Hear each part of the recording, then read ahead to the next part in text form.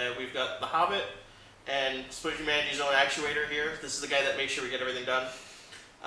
This is kind of the think pool, and because it's Creative Commons licensed, pretty much everyone out there is our resource for getting things written and getting things done in this world. We're basically going to lay out the framework for the timelines that we're working on, and with our license, you are free to create any non-profit work and give it to us, and we'll throw it out there and determine whether or not it's going to be part of our canon storyline or what we're calling splinters, alternate timelines that'll branch off. So, Splintered Humanity is a futuristic retro steampunk with mecha. Wow.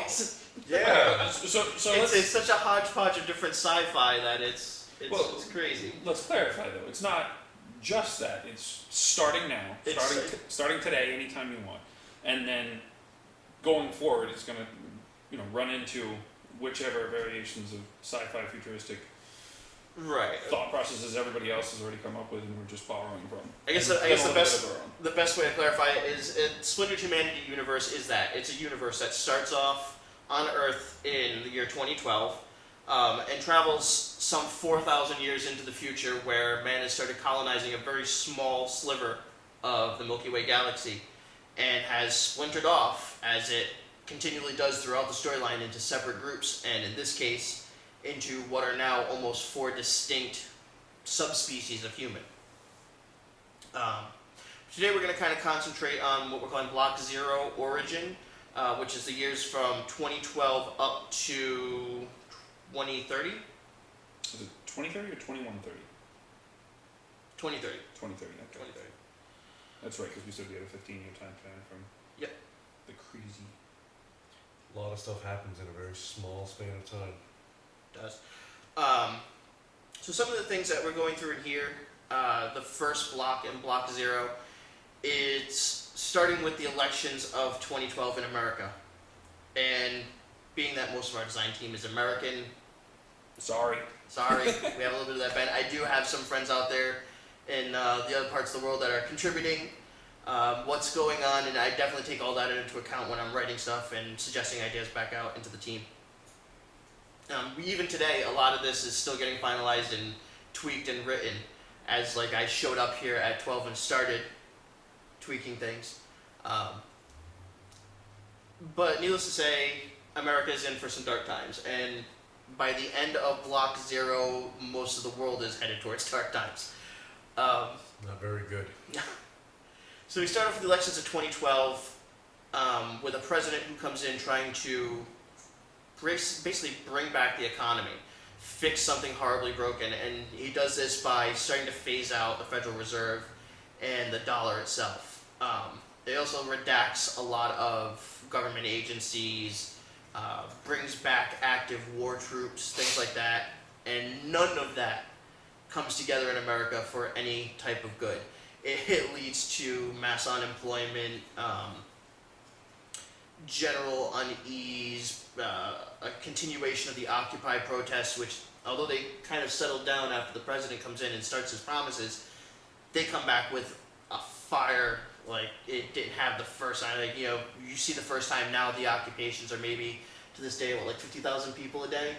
Something like that. Something like that. You can think of some of these protests happening in our world post the new election to be 75 to 100,000 people sitting in a city. And one of the reasons why I think that's going to happen is because if this actually works out, or the way we're having it work out in our world, if you give somebody something that they know is going to work, why not try it again? So that's how that's going to roll through the second time. Do you want to?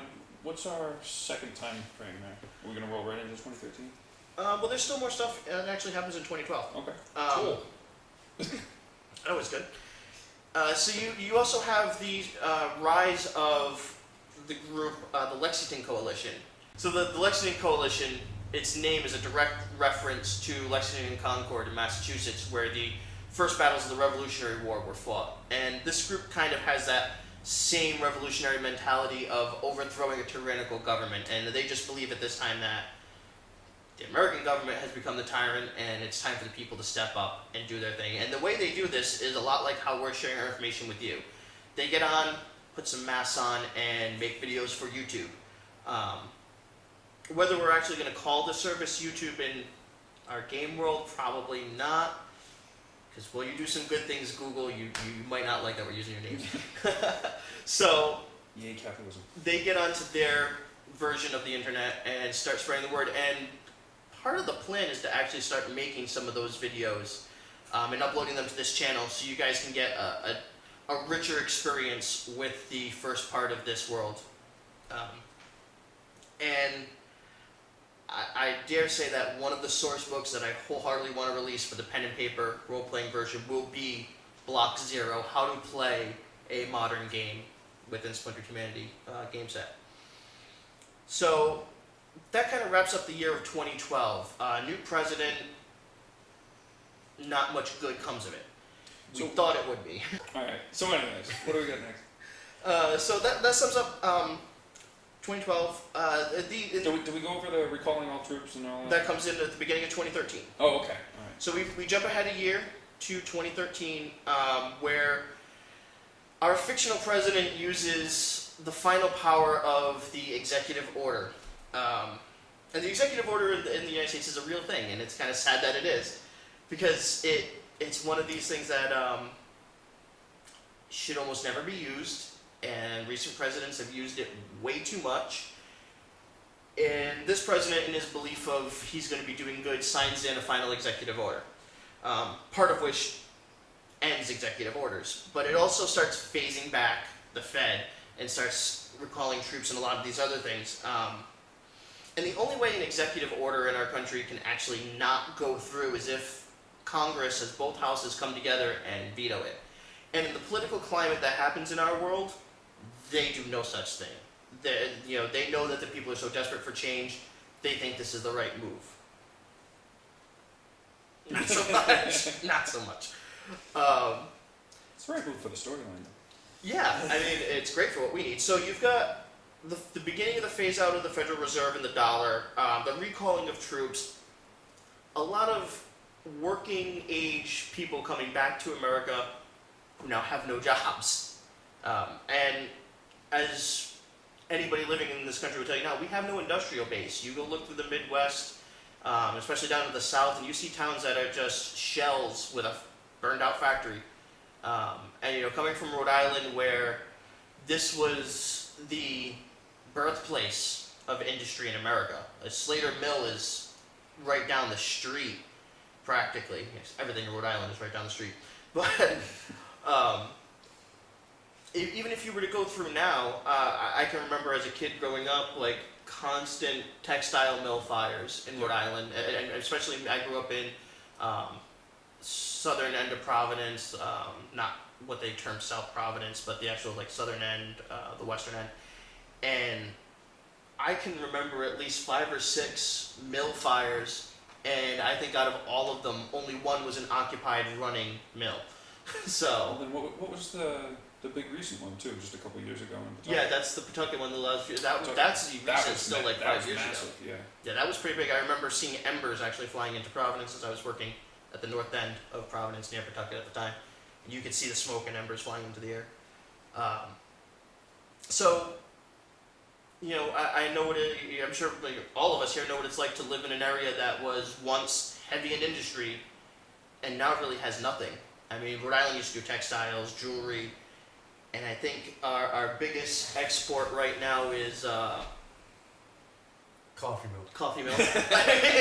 Coffee milk and failed TV shows. Failed TV. There you go. Family Guy? Family Guy, yeah, that's about it. Because whenever I talk to people and say, "Hey, I'm from Rhode Island," they go, "Oh, you're near Quahog," and I Want to hit them? want to hit them. Quahog's that way. Okay, so 2013, we have the big recall. People going home to unemployment. One of the main things that happens is when the federal government and our real life counterpart to our fictional president has talked about this, or Ron Paul has talked about if the Federal Reserve shuts down, if the federal government doesn't need those taxes anymore, the burden then shifts to the states to pick up that tax money because they're not getting the federal relief, the federal aid that they would. So state taxes just fly straight through the roof. Most states at least double their state tax rate. In many areas, they triple. The worst offender ends up becoming California. I see that coming. Yeah, didn't see that one happen. One of the other things that happens is during this year, the Lexington Coalition starts gaining a lot of traction in South America. And this is actually something that I thought long and hard about, trying to figure out where they would get picked up. And after talking with friends in Eastern Europe and talking with friends in South America, it almost seems like South America is a little bit more internet savvy, which is surprising. The Eastern European attitude seems to almost be to ignore a lot of what's happening online, where my friends in South America are like, and maybe this is just the different types of people they are, but they latch on to the internet for news and really don't follow their own media outlets almost at all. So those people picking up on what's happening in this movement with the Lexington Coalition, advocating that all countries in the Americas, North, South, and Central, start unifying to fix things. And they want them to unify under a almost similar, if not word for word, version of the U.S. Constitution. The country that picks up on this the biggest is Brazil. And again, long, careful thought as to which country would pick this up first. And Brazil just has such a modern climate to their geopolitical atmosphere right now that I think they would, at least in my opinion, and it's been kind of okayed, that they would be the first to pick up and want to keep things calm by going, yes, this is a good idea, our citizens want it, we're just going to go ahead as a government and start endorsing it.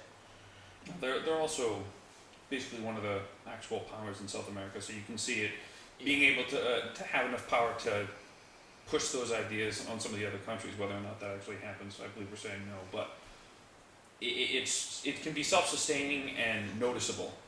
Right. Unlike in Colombia, where it's just going to get hushed up, that kind of thing. And that happens.